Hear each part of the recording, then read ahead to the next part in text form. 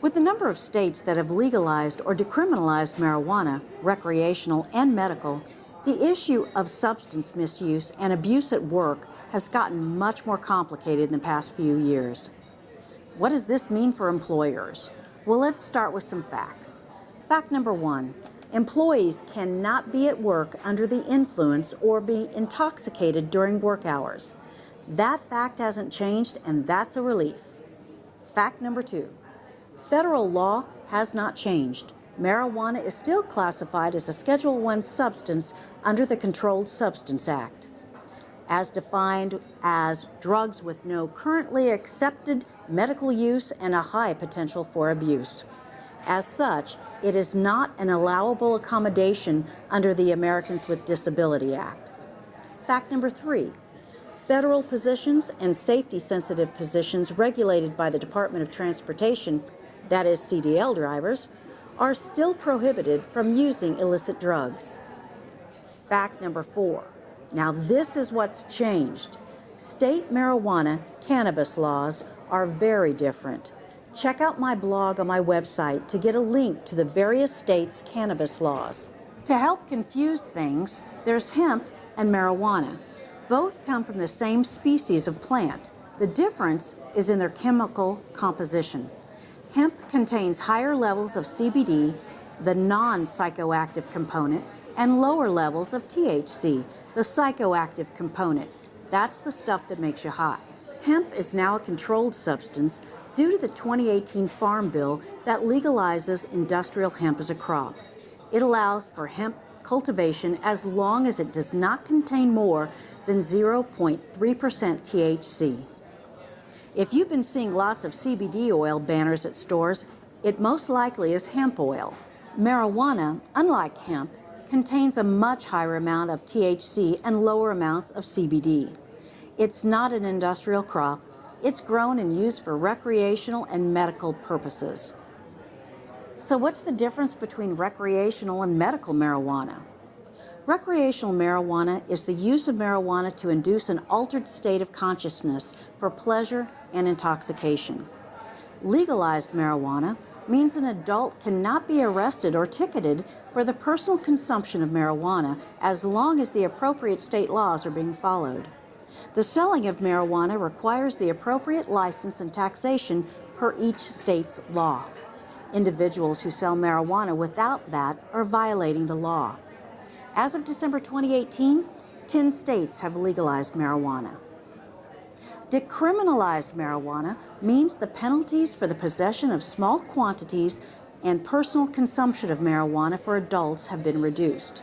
It's still a criminal act, but the adult is not subject to prosecution, meaning they won't receive a jail sentence or criminal record.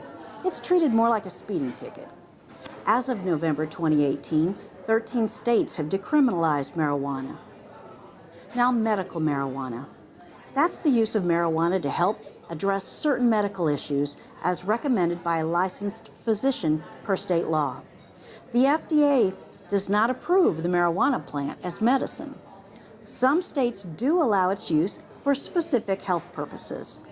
There has been some research that suggests that medical marijuana can help with inflammation, pain, muscle spasms, to shrink cancer cells, and many other things. More research is being conducted on these conditions and others, but it's made difficult by governmental regulations and production restrictions. Physicians cannot prescribe marijuana. They provide a written recommendation. The doctor is to be licensed in the state where it's legal, and it would be for state-approved qualified medical conditions only. Here's the first things you as employers need to do to protect your business. Based upon your state's law, check your alcohol and drug policy. Be sure it reflects the current laws of your state and have your legal counsel review it. Secondly, check your disability policy. If your state allows for medical marijuana to be an accommodation under state disability law, edit your disability policy to include this in your regular process. Now, here are 3 things you can do to help your employees who may be dealing with substance misuse or abuse. 1. Check with your benefit providers. Find out what services they offer. 2. Post that information at work where employees can get assistance with substance abuse or abuse. And 3, if you notice changes in your employees, reach out to them and see how they're doing. Let them know you care about them and let them know about the various programs available to them. As a business owner, you're responsible for providing your employees a safe workplace. Having an employee who is suspected of being under the influence of alcohol or illegal drugs puts themselves and others at risk. A couple of things to be aware of regarding alcohol and drug testing. You can easily test for the presence of alcohol and illegal drugs. If they exist, it's a violation of your alcohol and drug policy, and you follow the policy. You can easily test for the presence of marijuana. If it exists, it does not necessarily mean the employee is under the influence, as marijuana can stay in a person's system for an extended period of time. You have to ensure you're following your state's law, which should be reflected in your alcohol and drug policy to determine if there's been a violation. If the employee is misusing a legal drug for which they have a prescription, it's difficult to determine impairment.